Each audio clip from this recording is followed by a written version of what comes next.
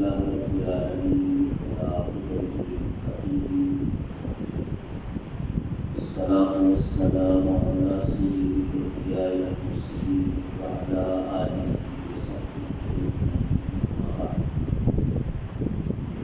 أعوذ بالله السميع العليم من الشيطان الرجيم. بسم الله الرحمن الرحيم. لقد كان لكم في رسول الله أسوة حسنة. ماہ مبارک رمضان جو قرآن کا مہینہ ہے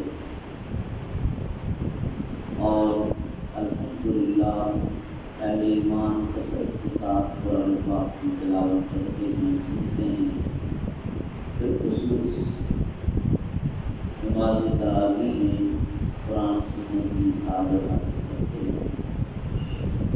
اس مبارک مہینے میں صاحب قرآن جن پر یہ مقدس کتاب نازل ہوئی، آخری نبی حضرت محمد مصطفیٰ صلی اللہ علیہ وسلم کی سیرت پاک، آپ کے حیات طیبہ کے حوالے سے فجر کی نماز کے بعد ہم یہ مختصر درس کا سلسلہ شروع کر رہے ہیں، اور اس میں رسول اللہ صلی اللہ علیہ وسلم کی ولادت سے لے کر آخر زندگی کی وفات تک جتنے بھی واقعات ہوئے ان میں سے چیتا کا تذکرہ کے ساتھ کیا گیا۔ تو آپ خود بھی اور اپنے دوسرے دوستوں کو بھی، ساتھیوں کو بھی ترغیب دلائیں۔ تھوڑی دیر کے لیے 15 منٹ انشاءاللہ ہم کوشش کریں گے کہ اس کی سمیٹیں روزانہ فجر کی نماز کے بعد اسی طرح کا۔ ہم سب حضرت آدم علیہ السلام کی اولاد ہیں، تو یوں ہمارا شجرہ نسب ہر شخص کا اس کے والد سے لے کر حضرت آدم علیہ السلام کا ہی زیادہ ہے۔ لیکن اگر ہم اپنے بڑے صغیر باپوں کی بات کریں تو یہاں لوگوں کو اپنے دادا تک ہی زیادہ تر نام یاد ہوتے ہیں، پر دادا کا نام بھی بہت کم لوگوں میں یاد ہوتا ہے۔ پورا نسب یاد رکھنا تو بہت دور کی بات ہے۔ عربوں میں اس کا خاص ذوق تھا کہ وہ اپنا نسب یاد رکھتے تھے، لیکن وہ بھی جس قبیلے سے ان کی نسبت ہوئی، جس سربراہ سے ان کی نسبت ہوئی اور وہ قبیلہ وجود میں آیا، وہاں پر آدم علیہ السلام تک بہت کم لوگوں۔ حضور نبی کریم حضرت محمد مصطفیٰ صلی اللہ علیہ وسلم کی شجرہ نسب جو سیرت نگاروں نے کوشش کی اور جتنا وہ ان کو مل سکا ہمارے سامنے انہوں نے رکھا سیرت کی کتابوں میں، وہ ٹوٹل 86 نام، اور پھر اس کے 3 حصے کیے۔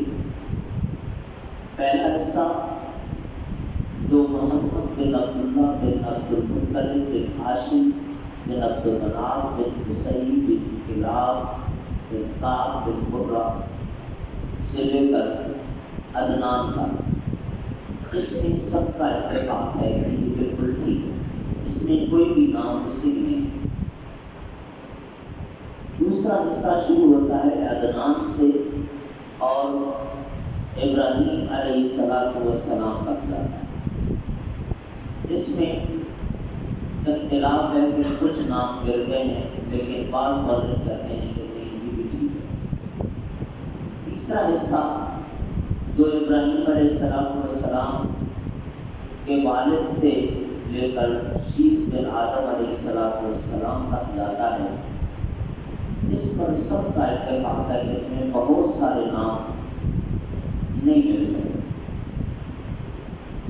بھارت ہمیں کم از کم رسول کریم صلی اللہ علیہ وسلم کے پردادا تک نام ضرور یاد ہونے چاہیے، محمد بن عبداللہ بن عبد المطلب بن ہاشم۔ ہاشمی ہم کہتے ہیں رسول اللہ صلی اللہ علیہ وسلم کو، تو ہاشم تک کے نام ہمیں یاد رہنے چاہیے۔ اس کے بعد رسول کریم صلی اللہ علیہ وسلم حضرت اسماعیل علیہ السلام کی نسل سے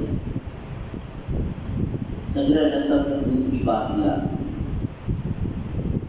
اسماعیل علیہ السلام، یعقوب علیہ السلام کی نسل سے نہیں، اسماعیل علیہ السلام، یعقوب علیہ السلام کی نسل سے جو قوم آئی وہ بنی اسرائیل کہلاتی ہے۔ اسماعیل علیہ السلام کی نسل سے جو قوم چلی وہ حضرت ابراہیم علیہ السلام کی طرف اپنی نسبت کرتے ہیں۔ رسول کریم صلی اللہ علیہ وسلم کی ولادت کی بات آتی ہے۔ آپ صلی اللہ علیہ وسلم نے اپنے متعلق بلکہ ولادت سے پہلے ایک دو باتیں اور عرض کروں کہ رسول اللہ صلی اللہ علیہ وسلم نے فرمایا انا ابن ذبیحتین، میں دو ذبیحوں کا بیٹا ہوں، ایک حضرت اسماعیل علیہ السلام، اور یہ واقعہ تقریباً سب لوگوں کو معلوم ہے کہ اللہ رب العالمین نے ابراہیم علیہ السلام کو خواب میں جو حکم دیا تھا کہ آپ اپنے بیٹے اسماعیل کو ذبح کریں، تو اسماعیل کو ذبح کرنے کے لیے حضرت ابراہیم علیہ السلام نے لٹا دیا، چھری جلا دی، لیکن اللہ کو یہ منظور نہیں تھا، اللہ ان سے بیٹا قربان نہیں کروانا چاہتا تھا، صرف ظاہر بیان تھا۔ اسماعیل علیہ السلام کو بچا لیا اور ایک جانور ذبح کروا دیا۔ ایک تو ذبیح حضرت اسماعیل کا لقب بھی ہے ذبیح اللہ، دوسرے ذبیح آپ صلی اللہ علیہ وسلم کے والد عبداللہ، اور اس کا بیک گراؤنڈ یہ ہے کہ آپ صلی اللہ علیہ وسلم کے دادا عبد المطلب جو قریش کے بھی سردار تھے اور خانہ کعبہ کے بھی متولی تھے، انچارج تھے، انہوں نے خواب دیکھی اور خواب کی تعبیر جب مختلف لوگوں سے پوچھی تو ان کو بتایا گیا کہ آپ یہاں کعبۃ اللہ کے پاس اس جگہ پر کھدائی کریں اور زمزم کا چشمہ جو اسماعیل علیہ السلام کی گڑیاں رگڑنے سے اللہ نے جاری کیا تھا اس کی دوبارہ کھدائی کریں تاکہ وہ پانی دوبارہ جاری ہو۔ تو عبد المطلب نے جب کھدائی شروع کی بہت ساری چیزیں نکلی، کچھ تلواریں نکلی اور سونے کے بنے ہوئے دو ہرن نما جانور بھی جو مجسمے نکلے، اور عبد المطلب نے پھر وہ خانہ کعبہ کے دروازے میں نصب بھی کیے تھے۔ لیکن جب زمزم کا پانی نیچے سے نمودار ہونے لگا تو اس پر جو قریش قبیلہ تھا ان کا اصرار کہ آپ اس مقدس کام میں ہمیں بھی شریک کریں۔ یہاں ایک بات سمجھتے جائیے کہ ہم جب ہسٹری پڑھتے ہیں دیکھتے ہیں کہ وہ لوگ شراب کے عادی، جوا اور یہ ساری چیزیں تغیریاں سب ان کے اندر موجود تھی، بتوں کی پرستش موجود تھی، لیکن خانہ کعبہ کے ساتھ اتنی محبت تھی کہ اس کی آس پاس جو چیزیں ہیں اور کعبہ سے جو مقصود چیزیں ہیں ان کے ساتھ اتنی عقیدت کہ وہ چاہتے تھے کہ ہم بھی اس سعادت والے کام میں شریک ہوں اور یہ اجر کمائیں۔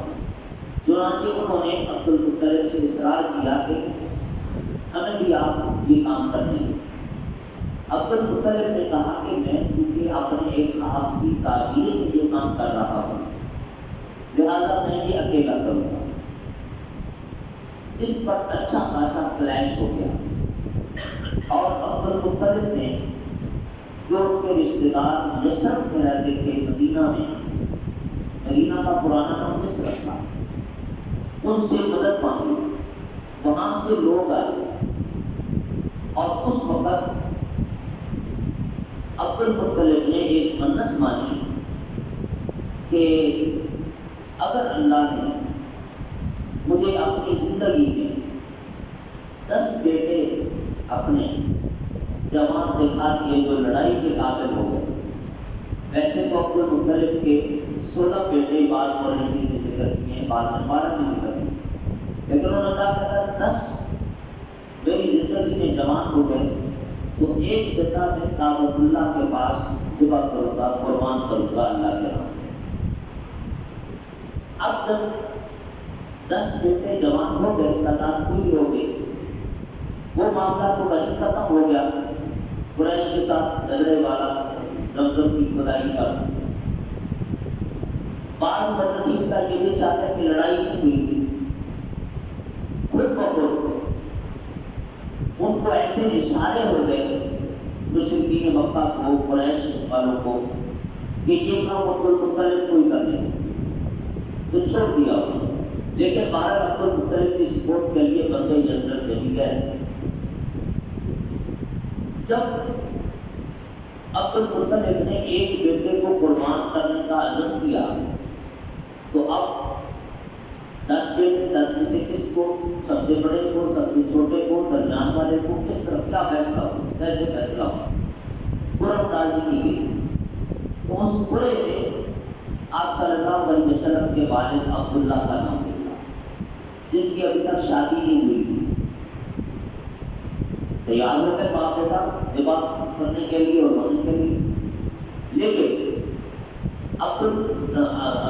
عبداللہ جو آپ کے والد تھے، ان کے جو ننھال تھے انہوں نے عبد المطلب سے یہ درخواست کی کہ سردار، بیٹے کبھی کسی نے ذبح نہیں کیے،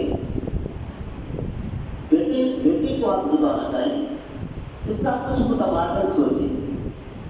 چنانچہ مشورہ ہوا اور اونٹ ذبح کرنے کی تجویز پیش کی گئی، لیکن کتنے اونٹ ذبح کیے جائیں اب مختلف رائے تھی، لیکن عبد المطلب نے کہا کہ میری تسلی کیسے ہوگی کہ جتنے اونٹ میں نے ذبح کیے اتنے ہی کرنے چاہیے تھے۔ تو اس پر مشورہ ملا کہ آپ قرآن اندازی کریں، 10 اونٹ سے شروع کریں، یعنی 2 پرچیاں بنائیں، ایک پہ عبداللہ کا نام، دوسرے پر 10 اونٹ قرآن اندازی کریں۔ اگر 10 اونٹ کی پرچی نکل آئی تو آپ 10 اونٹ ذبح کر دیں گے، اگر عبداللہ کی پرچی نکلی تو پھر اس کا مطلب یہ کہ آپ اونٹ بڑھائیں، 10 اور بڑھا دیں۔ یہی ہوتا ہے، جب بھی قرآن کریں تو عبداللہ کا نام لگا، پھر 10 اونٹ پڑھاتے، پھر 10 اونٹ پڑھاتے۔ جب 100 اونٹ کی پرچی بنی اور قرآن تازی کی گئی تو اس وقت اونٹ کی پرچی لگی۔ تو اس طرح عبد المطلب نے اپنے بیٹے عبداللہ کی جگہ 100 اونٹ اللہ کے راستے میں قربان کیے تھے۔ تو ایک اسماعیل ذبحی اور دوسرے عبداللہ۔ اچھا، یہ جو اس وقت دیت چلی آ رہی ہے، بلڈ منی جس کو آپ کہتے ہیں، اگر ایک انسان کو ناحق قتل کر دیا جائے تو اس کی دیت 100 اونٹ ہے، 100 اونٹ وہ جانور دے یا ان کی قیمت ادا کرے۔ سعودی عرب میں ابھی تک اسی طرح، اور اگر ایک اونٹ کی قیمت آپ 1.5 لاکھ روپے لگائیں، 2 لاکھ روپے لگائیں، اور پھر یہ 100 تو کہاں پہنچتا ہے؟ 2 کروڑ کے لگ بھگ ہو گیا ایک بندے کی دیت یہ بنی۔ وہ جو عبد المطلب نے 100 ذبح کیے تھے وہی ہماری شریعت کا حصہ بھی بنا اللہ رب العالمین آج تک، اور قیامت تک یہی رہے گا کہ اگر کوئی ناحق کسی انسان کو قتل کرے گا تو اس کی دیت ہے 100 اونٹ یا اس کی قیمت 100 اونٹ کی قیمت۔ ہاں، لواحقین اپنی مرضی سے کچھ معاف کرنا چاہیں، ان کو فورس نہیں کیا جائے گا، ریکویسٹ کی جا سکتی ہے، درخواست کی جا سکتی ہے، ان پر جبر نہیں نہیں کی جائے گی، کون دھمکی نہیں دی جائے گی، مجبور نہیں کیا جائے گا۔ اگر وہ خوشی سے راضی ہو جاتے ہیں اور خوشی سے راضی ہو تو اگر وہ سارا بھی معاف کر دیں تو کوئی اختیار کیا شریعت۔ بہرحال آپ صلی اللہ علیہ وسلم کے والد سے بنا ہوئی ان کی جگہ پہ 100 روپے وقت۔ اب اس کے بعد آپ صلی اللہ علیہ وسلم کے والد عبداللہ کی آمنہ سے شادی ہوئی جو بڑے مخزوم قبیلے کی تھی، قریش قبیلے کے بڑے معروف لوگ تھے اور بڑا ان کا مقام تھا۔ تو ایک مثالی گھرانے میں عبدالمطلب نے اپنے بیٹے عبداللہ کی شادی کی۔ رسول کریم صلی اللہ علیہ وسلم کی ولادت سے تقریباً 3 مہینے پہلے عبدالمطلب اپنے والد کے کہنے پر یثرب سے کھجوریں لینے کے لیے گئے، اور بھی کاروبار کرتے تھے، کھجوروں کا بھی کرتے تھے۔ یثرب میں بیماریاں پھیل گئی تھیں اور خاندان کے خاندان ختم ہو گئے۔ یہ رسول اللہ صلی اللہ علیہ وسلم کی ہجرت تک سلسلہ جاری رہا ہے۔ جب رسول اللہ صلی اللہ علیہ وسلم مکہ سے ہجرت کر کے مدینہ گئے، آپ صلی اللہ علیہ وسلم نے دعا کی تھی مدینہ کے لیے۔ ایک تو نام تبدیل کیا تھا مدینہ منورہ، مدینہ طیبہ، بہت سارے نام کعبہ بھی نام ہے، اور دوسری دعا کی تھی کہ یہاں کے رہنے والوں کے رزق میں اللہ تعالیٰ برکت عطا فرمائے، اور دوسرا کہ اللہ اس مدینہ شہر کو متعدد بیماریوں سے پاک فرما دے۔ چنانچہ عام بیماریاں چھوٹی موٹی ہوتی رہتی ہیں، لیکن جو پہلے سلسلہ ہوتا تھا کہ بیماری چلی ایک سے دوسرے کو، دوسرے سے تیسرے کو، اور خاندان کے خاندان تباہ، وہ بیماریاں آج تک نہیں ہیں۔ رسول اللہ کی دعا اللہ نے قبول کی۔ تو عبداللہ وہاں گئے اور بیماری میں مبتلا ہوئے اور بڑی فوت ہو گئی۔ تو رسول اللہ کی ولادت سے 3 مہینے پہلے آپ کے والد فوت ہو گئے تھے۔ اس لیے ہم یہ پڑھتے ہیں سیرت کی کتابوں میں کہ آپ صلی اللہ علیہ وسلم پیدائشی طور پہ یتیم۔ جب رسول کریم صلی اللہ علیہ وسلم کی ولادت ہوئی، اب ولادت پر بڑا اختلاف، کئی اقوال ہیں، لیکن 2 قول زیادہ مشہور ہوئے، ایک 9 ربیع الاول اور ایک 12 ربیع الاول۔ اب ایک بات یہاں پر یہ بھی سمجھ لیجیے کہ یہ کوئی ایسا ایشو نہیں ہے کہ جس کا ایمان اور انتقال اور عقیدے کے ساتھ تعلق ہو۔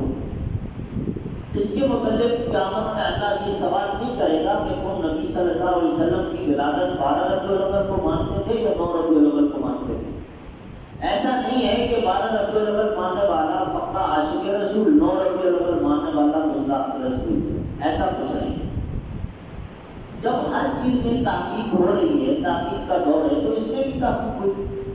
چنانچہ سید سلمان منصور پوری ان کی کتاب، اور پھر محمود پاشا ایک بہت بڑے ریاضی دان تھے، مصر کے اسکالر تھے، انہوں نے اس پر ریسرچ کی تھی اور کیلنڈر بنایا تھا۔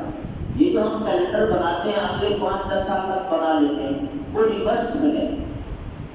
571 عیسوی میں آپ صلی اللہ علیہ وسلم کی پیدائش، یہ سب کو کنفرم۔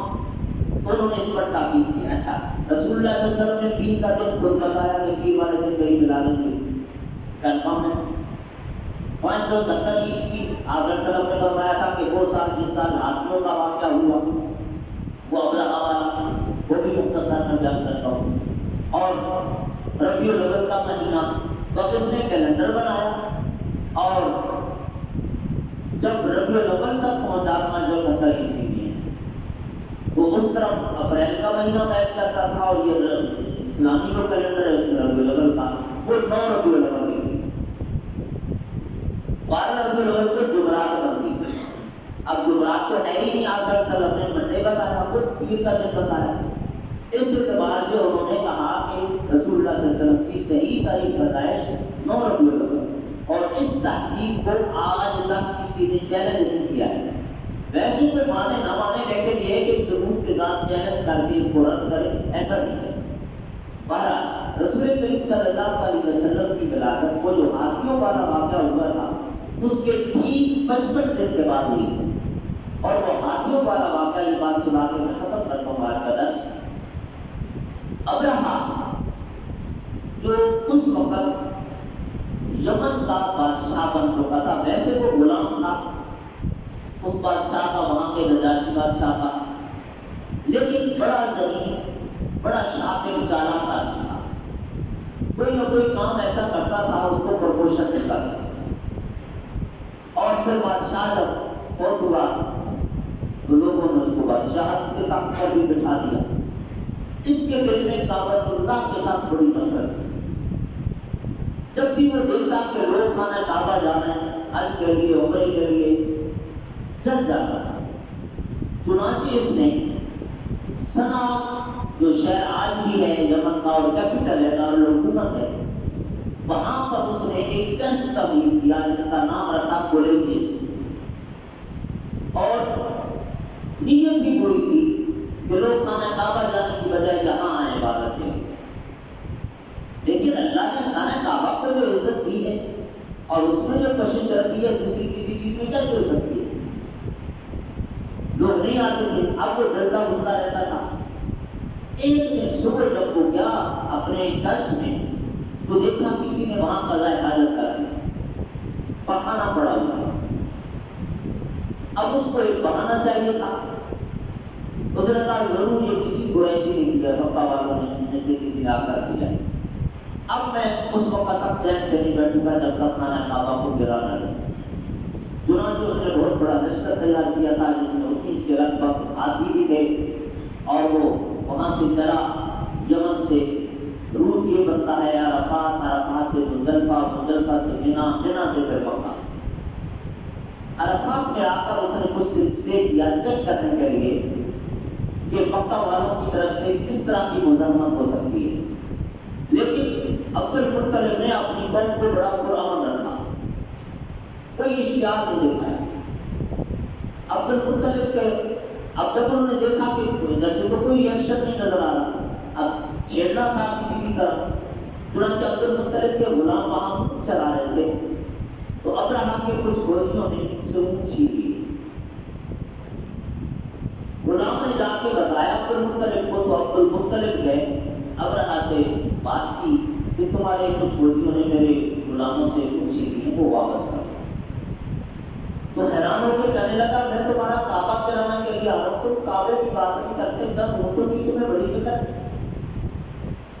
تو عبد المطلب نے خوبصورت جملہ کہا وَلِلْبَيْتِ رَبٌّ يَحْمِيهِ. اس کا سادہ ترجمہ یہ ہے کہ بھائی جس گھر کی تم بات کر رہے ہو نا گرانے کی، وہ لاوارث نہیں ہے، اس کا ایک مالک موجود ہے، وہ تمہارے ساتھ بات کرے گا. میری ملکیت تو اونٹ ہے، میں اپنے اونٹوں کی فکر کروں گا. کعبہ کا میں مالک نہیں ہوں، اس کا مالک کوئی اور ہے.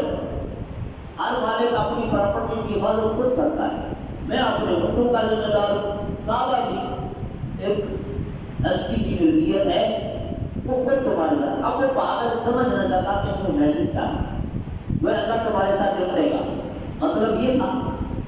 لیکن وہ بڑی خوش فہمی میں رہا کہ ٹھیک ہے جی، یہ ادھر سے کوئی لڑائی نہیں ہوگی، میں جو چاہوں گا.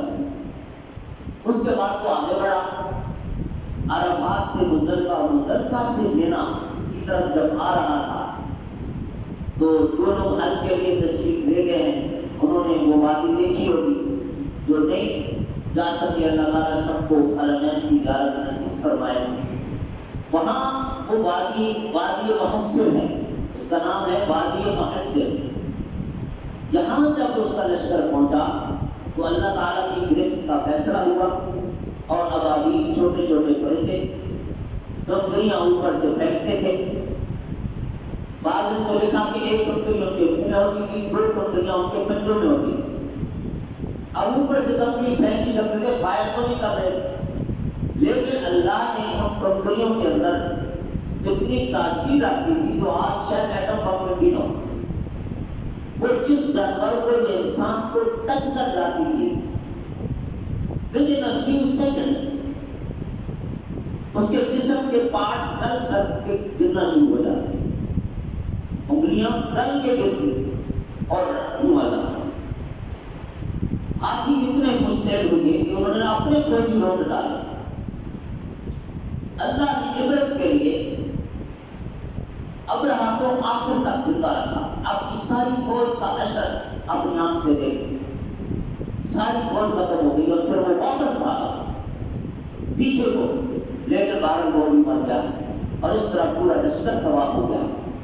یہ جب واقعہ ہوا تو خانہ کعبہ کی عظمت اور لوگوں کے دلوں میں اجاگر ہوئی، اور جہاں جہاں یہ لوگ دشمن خانہ کعبہ کے، ان کے دل میں خوف بیٹھا کہ اگر خانہ کعبہ کے لیے ہم نے کوئی برا ارادہ کیا تو اس کا حشر اچھا نہیں ہوگا۔